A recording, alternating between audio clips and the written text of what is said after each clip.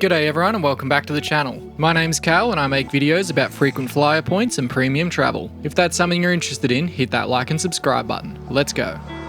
After a week in Singapore lapping up the Grand Prix and the local cuisine, it was time to head home. After a short Singapore Airlines flight from Singapore to Manila, tonight we are taking the overnight flight from Manila back to Sydney on board one of their A330s in business class. I had flown this product several times before, but not internationally since before COVID, so I was excited to see what kind of service the Spirit of Australia presents, especially in light of all the negative press lately. And I found out that most of the negativity is probably warranted. Maybe I am a bit biased having two Singapore Airlines long-haul business flights before this one, which are actually in a slightly lower cash price bracket, so you'll have to wait for the videos on them before you make up your own mind about what value you want out of your points. Now this flight is worth just over $3,000 in cash, but I certainly didn't pay that much, so stick around to the end of the video to find out what I paid and what my final thoughts are. Flying Qantas Business Class gives you access to the dedicated business class lanes at check-in, which was empty when we arrived. The first big green flag of the journey was even though we arrived some 5 hours before our scheduled departure, Qantas already had check-in agents on hand and we were able to be checked in straight away and drop our bags. The lovely desk agent let us know that we had an access pass each to the PAGS lounge in Manila as part of our business class ticket and said we would not be eligible for partner lounges in the airport since we didn't have status, which was a bit weird. We also have the One World lounges, like Jowl or... Cathay Pacific Lounge, probably that is more summer. Okay. Yeah, cool. No worries at all. Thank you so much. If you want to learn about airline partnerships and alliances, click the banner up the top now. The lounge precinct in Manila is immediately in front of you after passing security, located upstairs. Knowing we would have partner lounge access, we tried our luck at the Cathay Pacific Lounge and breezed straight in. Easily the highlight of this entire trip, the calm relaxing surrounds, fine wood finishes and friendly staff made it really feel relaxing.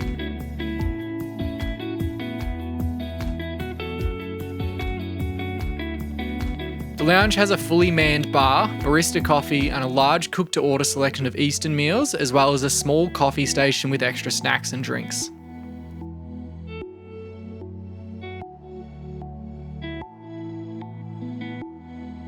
The lounge overlooks the apron with some fantastic views of the airport, arriving aircraft and the evening sky.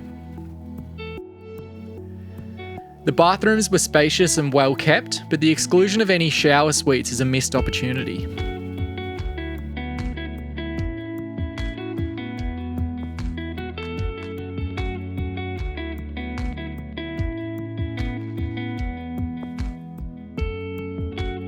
After some fantastic food, about 100 rounds of Uno and a few drinks, it was time to board our aircraft.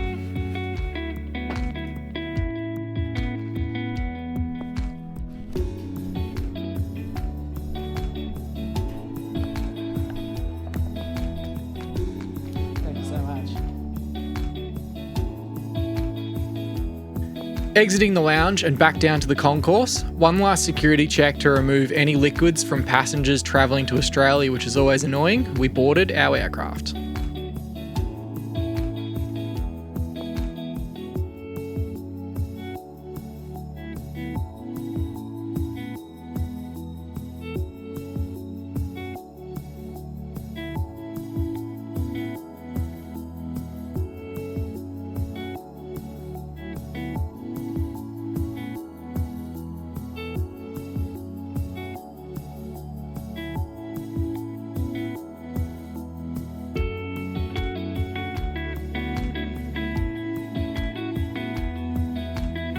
And here it is, the classic Qantas 121 business class seat with its provided mattress pad, pillow and blanket. We chose row 7 as it is in the smaller rear cabin of the A330, which is much more private with the drawback of possible noise from the galley and the economy section behind.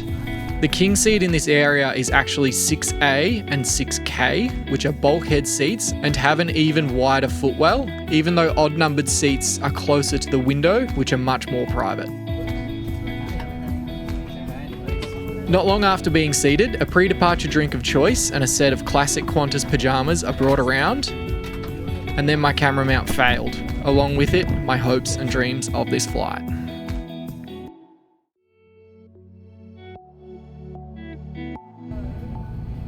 With an emphasis on being an overnight flight and wanting to give everyone as much time to rest as possible, Qantas have a hotel-style breakfast menu card for you to fill out and hand in before takeoff, so they don't have to disturb you until breakfast is served, which is kind of ironic, as you'll find out.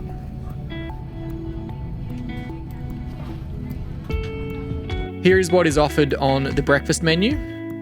Feel free to pause at any time for an in-depth read.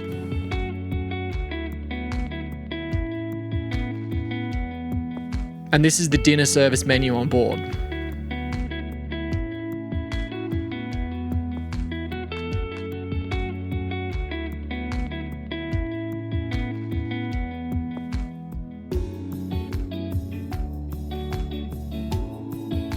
And finally, the drinks list. Apologies for the poor images of these. The lighting on this flight wasn't fantastic, but note under the wine section it just says premium wine selected by, rather than an actual list.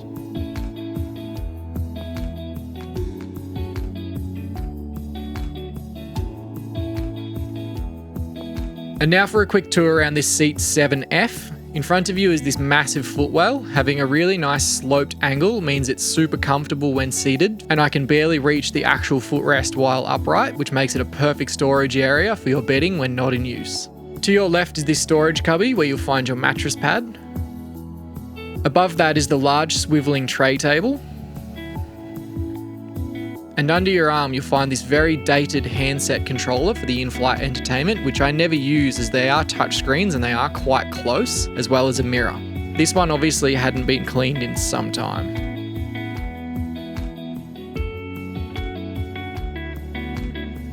Above that is your seat panel control with 4 preset seating options, the massage function, individual module controls, lighting switches, and the do not disturb button.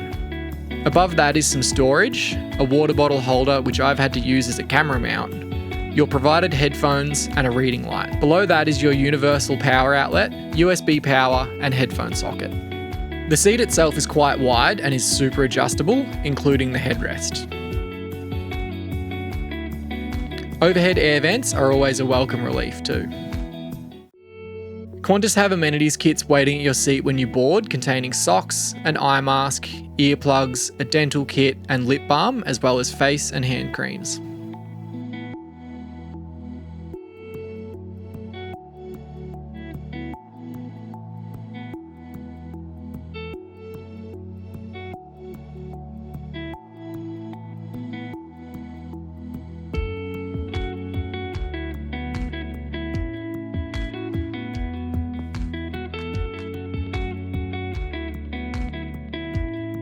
The provided headphones feel very cheap, and it's quickly realised that they are not noise cancelling.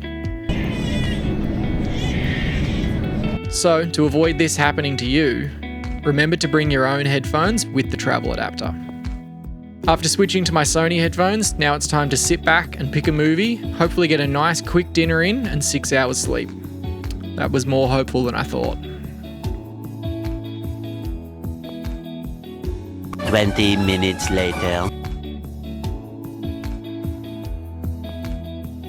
20 minutes later. 40 minutes after takeoff, our dinner orders were finally taken.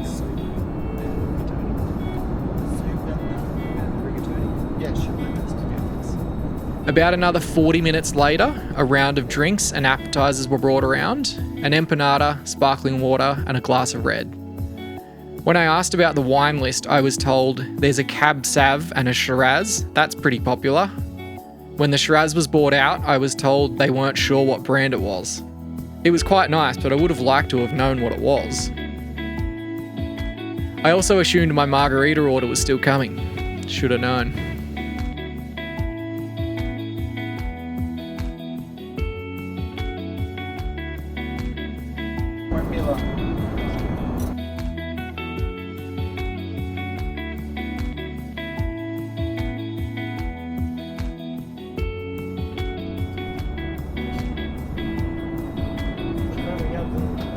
About 20 minutes go by and the main service starts with the potato and garlic soup. It definitely left something to be desired, to say the least. So did the side salad, which was just 3 leaves of lettuce in dressing.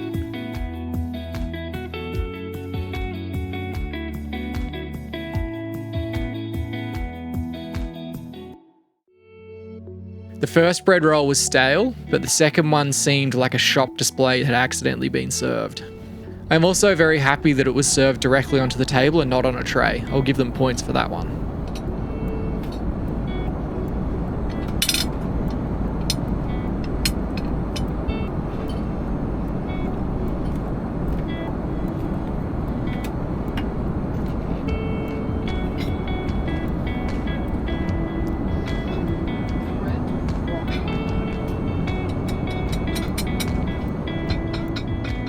At exactly 11 PM, mains were served, 2.5 hours after takeoff.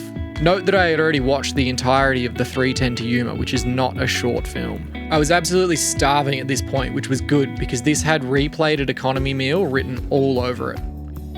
No drink refills either, but we powered through. That 6 hours sleep was well and truly away from us already. After seeing Joanna still hadn't received her meal and how much I wanted a drink top up, I decided to steal an idea from the Points Guy UK, the Call Bell Challenge. It's simple. Call the attendants and see how long it takes for them to respond. Most airlines in business class come in at around 20 to 30 seconds. Qantas didn't score so well.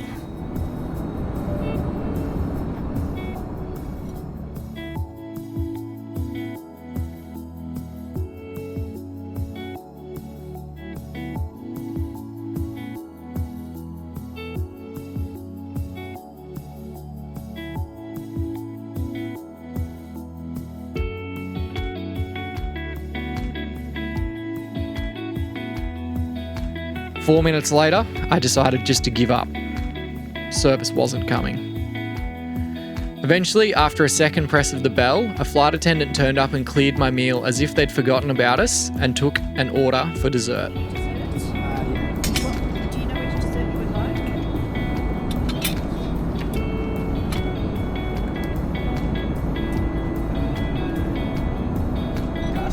The ice cream?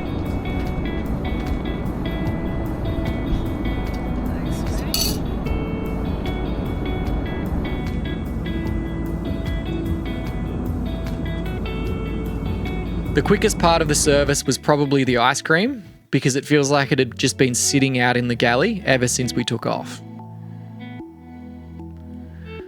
Another length of time had passed before my table was cleared and I was able to get ready for bed.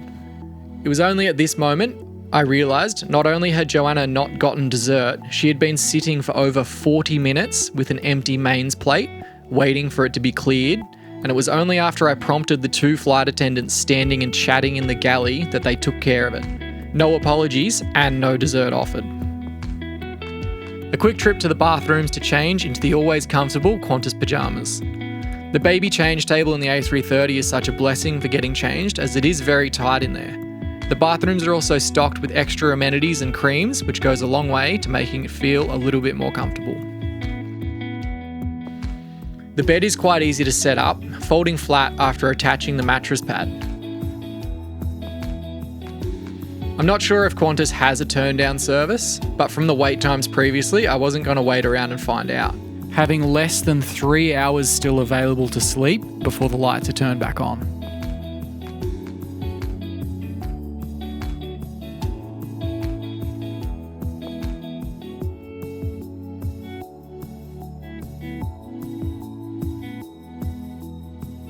The bed itself is fantastic and definitely one of the best going around. It is quite wide around the shoulders and long enough for someone of my height of over 6 foot, and the footwell is large enough that your feet movement isn't restricted like it is on some other planes.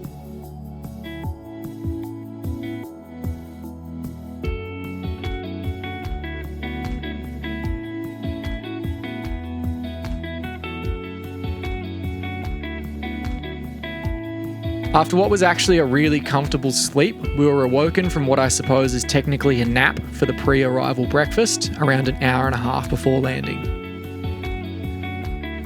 The breakfast was served straight onto the table with my pre-selected options of muesli, which is the same one in most airport lounges in Australia, which is fine. Fruit that tasted like it was cut up 3 weeks ago and left on the plane ever since, some apple juice, and black coffee, which I was probably silly to think wouldn't taste like dirt.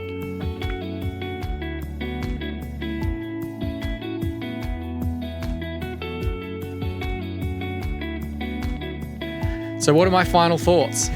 Well, I am pretty disappointed. And it's not about the staff themselves, they were about as polite as the handbook tells them to be, but they didn't really seem to care about the passengers. Some people will say that by sitting in the last row of business, you will always be served last, and that's very true. But if you put it in the context of someone like Singapore Airlines, where we sat in almost the same row, actually one more behind, we had a whole meal service, including a whiskey to finish, in less than 2 hours. There will also be people that would complain and call me entitled or that I should be grateful, and while yes, it is far better than economy, this is about value. This flight costs over 3,000 Australian dollars, and if you paid that and you chose an overnight flight like that so you could be fed and rested on arrival to your destination, you would be bitterly disappointed. The hard product is great, the entertainment selection is good, but the service just leaves you wanting more. For the same flight length and the same amount of money, don't waste your money on Qantas. Give it to someone else who will actually make you feel valued for spending it. Now, speaking of, how did we pay for this flight? Because I certainly didn't pay $3,000 for it. I paid for this flight with 105,000 Qantas points on Classic Rewards for this business class flight from Manila to Sydney and on to Melbourne on one of their Boeing 737s, as well as $190 in taxes. If you want to learn more about reward seats, click the banner up the top now. To work out the redeem value of this flight, we take the original cash fare of $3,263, take away the $190 in taxes for a value of $3,073. We then times this by 100 for 307,300 and divide it by the number of points needed for the flight, which was 105,000, for a cents per point value of 2.9 cents per point. So even though we were walking away pretty disappointed, was it cheaper than paying cash? Yes. Was it cheaper than economy? Yes. Do we now have a great travel story? Sure. So it ticks all the boxes in making sure we earn and use our points while we can. If you found this information useful and would like to learn more, make sure you subscribe to the channel and leave a comment below about where you would want to use 105,000 points to travel to. See you at the pointy end.